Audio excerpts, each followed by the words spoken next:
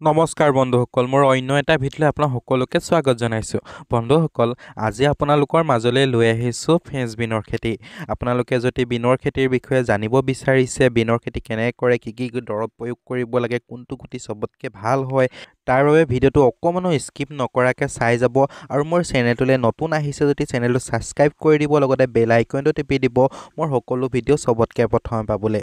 বন্ধুসকল, ঠাণ্ডাকালি বজাৰত চাহিদা পৰা অন্যান্য খেতিসমূহৰ দৰেই বিন খেতি অন্যতম।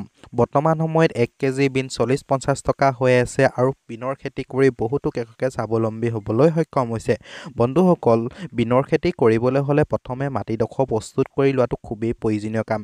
সেইবাবে মই প্ৰথমতে লতৰ বেতৰ লগাই পেলাই হাল বাই লৈছিলোঁ। ইয়াৰ পাছতে মই শুকান গোবৰ 1 তেলৰ মিক্স কৰি পেলাই আকৌ ধুনীয়াকৈ হাল বাই পেলাই মাটিডোখৰ ভালদৰে প্ৰস্তুত কৰি লৈছিলোঁ। এনে কৰিলে কি হৈ যায়, বিনৰ খেতিটো খুবেই ভাল হয় আৰু মাটিডোখৰ ভাল হ'লে গছবোৰ ভালকৈ হৈ উঠে আৰু প্ৰডাকশ্যন খুব বেছি দিয়ে। বন্ধুসকল, বিনৰ বহুতকেইটা ভেৰাইটিয়ে বজাৰত দেখিবলৈ পোৱা যায়।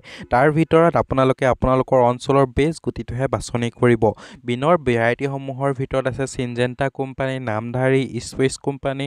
এই গোটেই গুটিসমূহৰ ভিতৰত মই বাছনি কৰিছিলোঁ মোৰ খেতিডৰাৰ কাৰণে চিনজেণ্টা কোম্পানীৰ চেৰেংগেটি নামৰ এই গুটিটো ব্যৱহাৰ কৰিছিলোঁ।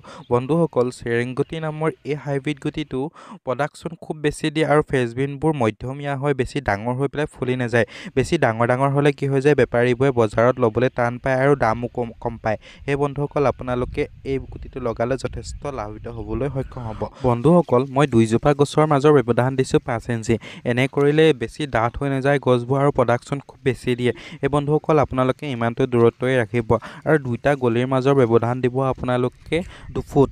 বন্ধুসকল, 2 ফুট দূৰত্বত ৰাখিলে আপোনালোকে ফ্ৰেঞ্চবিন গছবোৰ পাছত ছিঙিবলৈও বহুত সুবিধা হয় আৰু যিটো ফ্ৰেঞ্চবিনবোৰ কোৰ মাৰিব লাগে, কোৰ মাৰিবলৈও যথেষ্ট সুবিধা হয়। এই বন্ধুসকল, দেখিছেনে আপোনালোকে, মই 2টা গলিৰ মাজৰ ব্যৱধান দিছিলোঁ 2 ফুট আৰু 2 ফুট দিয়াৰ কাৰণে মোৰ কোৰ মাৰিবলৈ যথেষ্ট ভাল হৈছে। বন্ধুসকল, ফ্ৰেঞ্চবিনৰ গুটিবোৰ দিয়াৰ প্ৰায় 20 দিনমানৰ পাছতে পুলিবোৰ ধুনীয়াকৈ গ্ৰ' হৈ আহে আৰু পুলিবোৰ অকণমান ডাঙৰ হওঁতে আপোনালোকে সাৰ দি পেলাই কোৰ মৰাৰ কাম আৰম্ভ কৰিব। বন্ধুসকল, মই সাৰত প্ৰয়োগ কৰিছিলোঁ ইউৰিয়া, DAP আৰু পটাছ। বন্ধুসকল, পটাছ দিয়াৰ মূল কাৰণটো এইটোৱেই যে ফ্ৰেঞ্চবিন জাতীয় গছবোৰত যেনেকৈ ফ্ৰেঞ্চবিন হওক বা দাংবডি হওক, এই গছবোৰত কি হৈ যায়, পটাছটো দিলে গছবোৰ ধুনীয়া হয় আৰু বেছিকৈ প্ৰডাকশ্যনটো দিয়ে। সেই বন্ধুসকল, প্ৰত্যেক বছৰেই মই ইউৰিয়া, DAPৰ লগত পটাছ মিক্স কৰোঁ। পটাছ আপোনালোকেও মিক্স কৰিব আৰু পটাছ মিক্স কৰিলে আপোনালোকে চাব যথেষ্ট গছবোৰ ভাল হৈ আহে আৰু প্ৰডাকশ্যনো ভাল হয়। এইবাৰ ফ্ৰেঞ্চবিন গছত লগা বেমাৰসমূহৰ বিষয়ে আলোচনা কৰোঁ আহক। বন্ধুসকল, ফ্ৰেঞ্চবিন গছত লগা প্ৰথম বেমাৰটো হৈছে ব্লাইটৰ বেমাৰ। আপোনালোকে ভিডিঅ'টোত দেখিছে এনেদৰে পাতবোৰ মাজতে জ্বলি যায় আৰু হালধীয়া পৰি আহে। বন্ধুসকল, এই বেমাৰটো 1জোপা-2জোপা গছত লাগোতেই আপোনালোকে দৰৱ মাৰিবই লাগিব। বন্ধুসকল, ইয়াৰ কাৰণে মই ব্যৱহাৰ কৰোঁ ইণ্ডোফিল নামৰ এই ফাংগিচাইড দৰৱটো। বন্ধুসকল, ইণ্ডোফিল স্প্ৰে কৰি থাকিলে আপোনালোকে এই বেমাৰটোৰ পৰা আপোনালোকৰ গছজোপা বচাই ৰাখিব পাৰিব। আৰু বন্ধুসকল, আপোনালোকে যে প্ৰডাকশ্যন বেছি পাবলৈ, ফুল বেছিকৈ আহিবলৈ আপোনালোকে বৰণ স্প্ৰে কৰিব লাগিব। বন্ধুসকল, এই দৰৱটো স্প্ৰে কৰি থাকে কি হৈ যায়, প্ৰডাকশ্যন খুব বেছি দিয়ে আৰু গছবোৰ খুব বেছি ফুলে। সেই বন্ধুসকল, আপোনালোকে এইটো ব্যৱহাৰ কৰিব।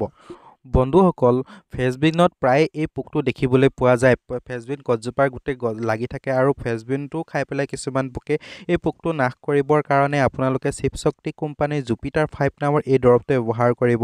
বন্ধুসকল, শিৱশক্তি কোম্পানীৰ জুপিটাৰ দৰৱটো ব্যৱহাৰ কৰিলে কি হৈ যায়, গছজোপাত লাগি থকা পোকবোৰ আৰু ফ্ৰেঞ্চবিন খাই থকা পোকটো নাশ কৰি পেলাই আৰু আপোনালোকৰ এমাহমানৰ কাৰণে পোকবোৰৰ পৰা গছজোপা সাৰি থাকে।